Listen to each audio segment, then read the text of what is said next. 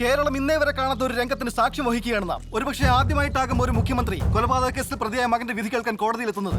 ഗുണ്ടാ സലീം വധക്കേസിൽ കോടതി ശിക്ഷിച്ച ആനന്ദിനെ ഇന്ന് ജയിലിലേക്ക് കൊണ്ടുപോവുകയാണ്. തന്റെ മകൻ ചെയ്ത കുറ്റം അച്ഛൻ തന്നെ നിയമത്തിന് മുന്നിൽ കൊണ്ടുവരികയായിരുന്നു. അദ്ദേഹം ഇപ്പോൾ ഇവിടെ എത്താറായി എന്നാണ് നമുക്ക് ലഭിച്ച വിവരം.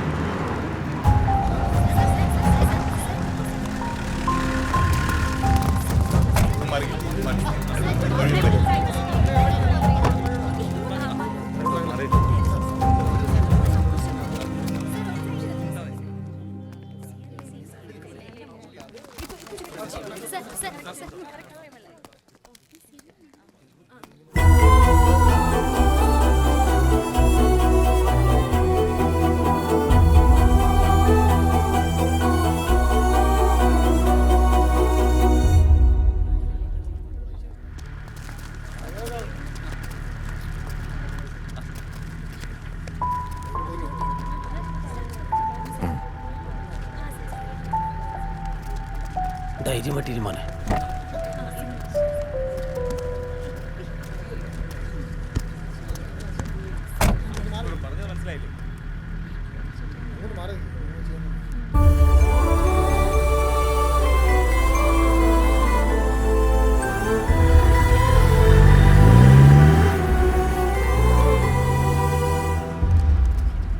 ഇമേജ് വർദ്ധിപ്പിക്കാൻ CM തന്നെ ചെയ്ത പണിയല്ലേ ഇത്? ഇവിടെയും കടക്ക് പുറത്ത് എന്ന് പറയാനുള്ള ധാർഷ്ട്യം കാണിക്കാത്തതെന്ത്? ഒടുവിൽ ഭരണം പിടിച്ചു നിർത്താൻ സ്വന്തം മകനെ വരെ കാട്ടിക്കൊടുക്കേണ്ടി വന്നു അല്ലേ? സ്വന്തം കുടുംബത്തെക്കാൾ വില തന്റെ കരിയറിന് നൽകുന്ന ഒരു പ്രൊഫഷണൽ രാഷ്ട്രീയക്കാരനാകാൻ താങ്കൾക്ക് എങ്ങനെ കഴിയുന്നു CM? ഒഞ്ചിയത്തും വടകരയിലും മോർക്കാട്രിയിലും മേറാമലയിലും നാദാപുരത്തും പ്രവർത്തിച്ച കമ്മ്യൂണിസ്റ്റുകാരെ വെടിവെച്ചു കൊന്ന ചെറുപയർ പട്ടാളത്തെക്കുറിച്ച് കേട്ടിട്ടുണ്ടോ നിങ്ങൾ?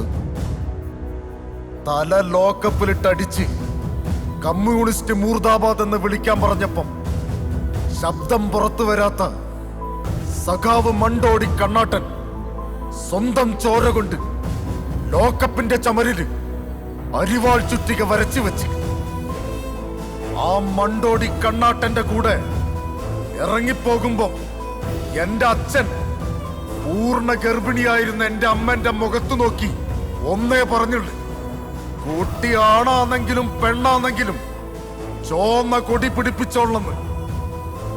ആ അമ്മയ്ക്ക് പോലും മനസ്സിലാക്കാൻ പറ്റാണ്ട് വെടികൊണ്ട് തലച്ചോറ് ചിതറിക്കടന്ന എന്റെ അച്ഛനെ പോലുള്ള സഖാക്കളുടെ ചോരയിൽ മുക്കിയെടുത്തതാണ് ഈ ചെങ്കൊടി. നിങ്ങൾ എന്തെങ്കിലും എന്റെ നന്മ കണ്ടിട്ടുണ്ട്? മകനെ ശിക്ഷിച്ചാൽ അത് കുറ്റം. അഴിമതിക്കാരൻ, കൊലപാതകി, മനുഷ്യത്വമില്ലാത്തവൻ, അങ്ങനെ ഒരുപാട് ബിരുദങ്ങൾ നിങ്ങൾ എനിക്ക് ചാർത്തി തന്നിട്ടുണ്ടല്ലോ. എന്റെ മകനായാലും കുറ്റം ചെയ്താൽ ശിക്ഷിക്കപ്പെടണം, വേണ്ടേ?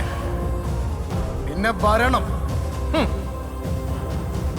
ഈ ഭരണം ആർക്കു വേണ്ടിയാണെന്ന് ഇതുവരെയായിട്ടും നിങ്ങൾക്കാർക്കും മനസ്സിലായിട്ടില്ലേ?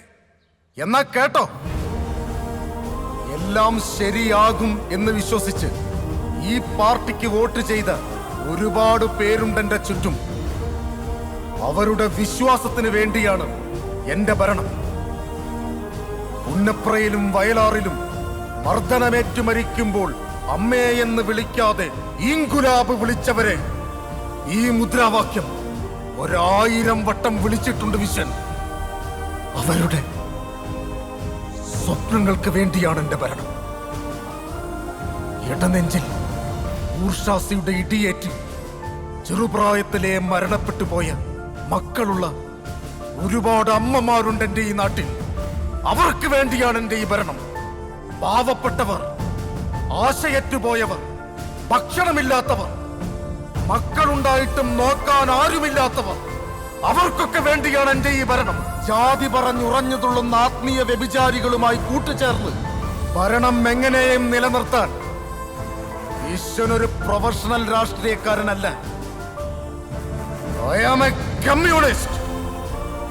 ലോകത്തിന് മുഴുവൻ പ്രതീക്ഷയേകി ഇങ്ങ് തെക്കേ അറ്റത്ത് ഇത്തിരിപ്പോന്നൊരു ചുകന്ന ഭൂമിയെ അഭിമാനത്തോടെ നയിക്കാൻ നിയോഗിക്കപ്പെട്ട സഖാവ്